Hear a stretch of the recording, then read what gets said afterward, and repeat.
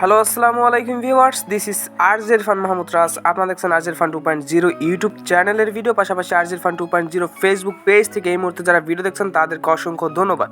তো আজকের ভিডিওতে আমরা আলোচনা করব 16ই ডিসেম্বরের কীভাবে একটি ব্যানার বানানো যায়। তো আজকে 16ই ডিসেম্বর, তো এটা কীভাবে বানাবেন, তো আমি আগে থেকে এডিটিং করে রাখছিলাম, তো ব্যস্ততার কারণে আসলে আপনাদের সাথে শেয়ার করা হয়নি। তো আজকে আমি আপনাদের সাথে সেটা শেয়ার করব।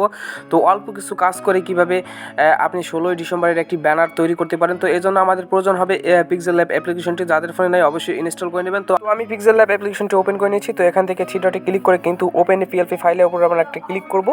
তো দেখতে পাচ্ছেন উপরের দিকে কিন্তু থ্রি ডট অপশন।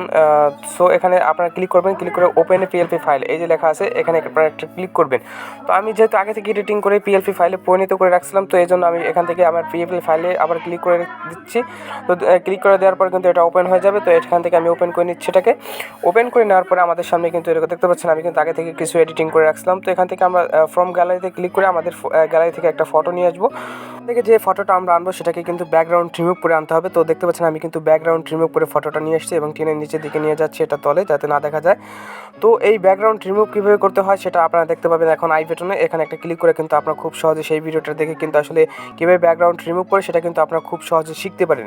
একটা ছবির কীভাবে ব্যাকগ্রাউন্ড রিমুভ করে সেটা দেখার জন্য আপনারা আই বাটনে অবশ্যই ক্লিক করবেন, বা ডিসক্রিপশনে লিঙ্ক দেওয়া থাকবে, সেখানে আপনারা ক্লিক করে কিন্তু খুব সহজে কীভাবে একটা ছবির ব্যাকগ্রাউন্ড রিমুভ করে সেটা কিন্তু আপনারা দেখতে পারেন। তো আমি একটু কিছু এখান থেকে এডিটিং করে নিচ্ছি। তো এখানে আমার নামটা দিয়ে দিচ্ছি, তারপর আমি বাংলাদেশ ছাত্রলীগের একজন সদস্য, তো সে এখান থেকে এটাকে সিলেক্ট করে দিচ্ছি। তো সিলেক্ট করে দেওয়ার পরে আমাদের সম্পূর্ণ কাজ শেষ হওয়ার পরে আমরা উপর থেকে এটাকে সেভ করে নেব। তো এটা সেভ করে নেওয়ার পরে দেখতে পাবেন এটা কিন্তু আমাদের ফোনের গ্যালারিতে কিন্তু খুব সহজে সেভ হয়ে যাবে। এবং আপনারা চাইলে এই পিএলপি ফাইলটি আমি আমার ডিসক্রিপশন বক্সে দিয়ে দেবো, চাইলে সেখান থেকে আপনারা ডাউনলোড করে আপনি একটি 16ই ডিসেম্বরের একটি ব্যানার তৈরি করে ফেলতে পারেন খুব সহজে এবং কয়েক সেকেন্ডের মধ্যে।